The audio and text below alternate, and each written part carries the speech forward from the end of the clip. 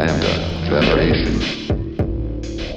Hola, Pepsi Cola, and welcome to a brand new episode of All Things Lambda.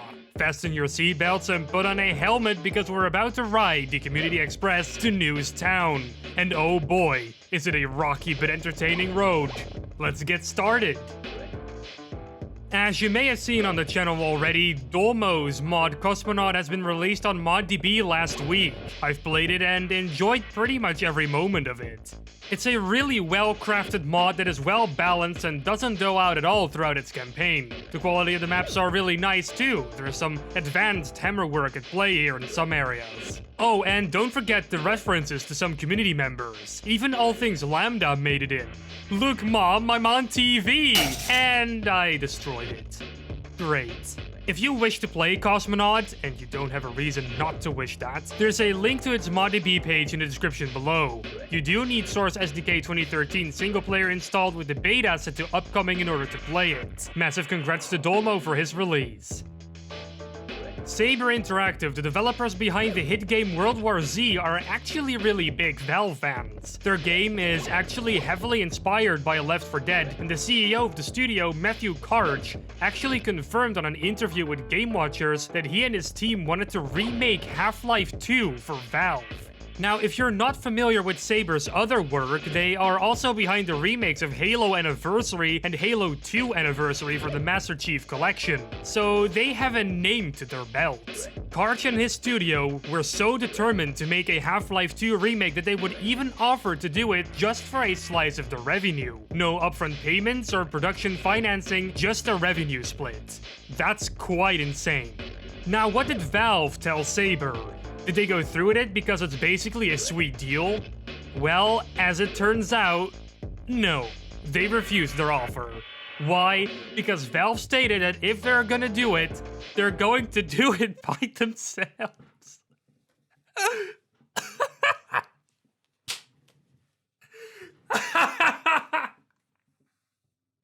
Right. Valve, good one, man. Anyway, there is no Half-Life 2 remake going to happen, but at least it's interesting to know that it could have happened. My sympathy goes over to the team at Saber. You guys seem to really want to do it, but hey, you can always still make a non-commercial product out of it. Look at all the mods that are being made by teams and people from the community. Valve usually doesn't go after those people, but I understand that for a development studio, you have to invest your time into something beneficial for the company. I've left a link to the Game Watcher article in the description below. It's a very interesting read. You know what Valve does do? Updating GoldSrc for some reason. Anyway, we can't look a gifted horse in the mouth now, can we?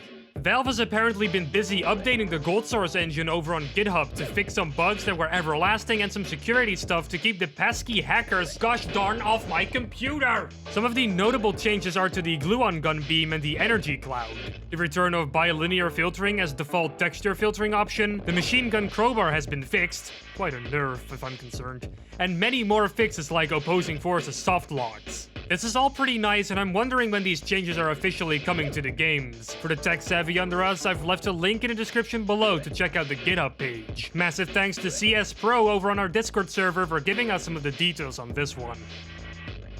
3D artist Chris Bryant, aka Crypt, has made some amazing remodels of the Half-Life arsenal. This includes some weapons, some items, and even the HEV suit's sleeves. We have a really good-looking shotgun, we got the M4A1, which has also been remodeled, a suit battery, the Glock, which looks amazingly sharp, the grenades look pretty hot too, the gluon gun and the remastered sleeves look really good also. Now, Crypt is also a member of the Guard Duty, Operation Black Mesa, and Peer Review mod teams, so some of his work can actually be seen there. If you'd like to see more, I've left links in the description below. So Valve keeps popping back up in the news today. They've expanded their Steam chat platform and it now even runs on phones. Yes, you can now take your Steam friends on the go and chat with them, even though that was already possible with the official Steam app.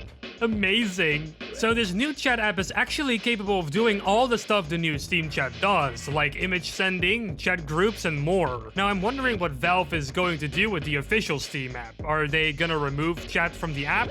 Guess we'll see, but what use does the Steam app have then? Just checking deals? Can't you just go to the Steam-powered website for that?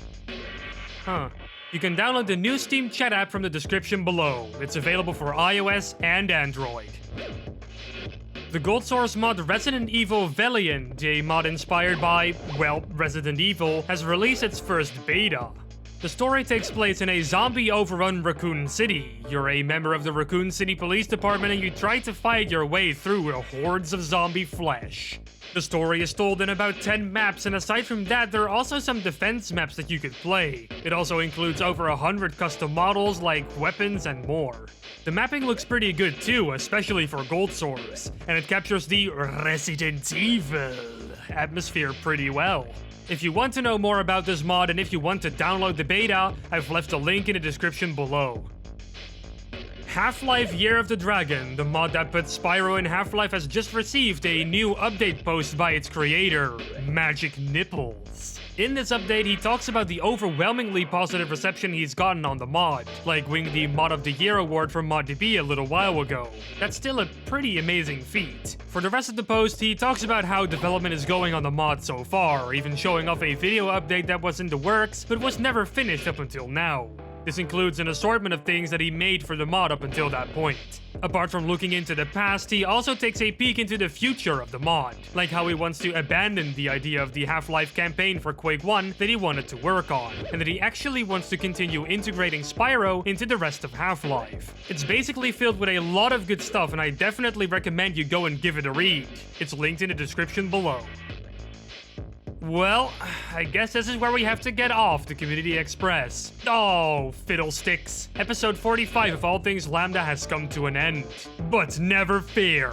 On social media, we're open for business every day. Check the links on screen. We also have a Discord server where you can join the conversation. Follow me on Twitter too, it's @FarLumi, and subscribe to my own YouTube channel while you're at it. I'd love for you to see what I'm working on. Don't forget to subscribe and to ring that bell icon really seductively. It likes that. That way you'll never miss another All Things Lambda. Salutations.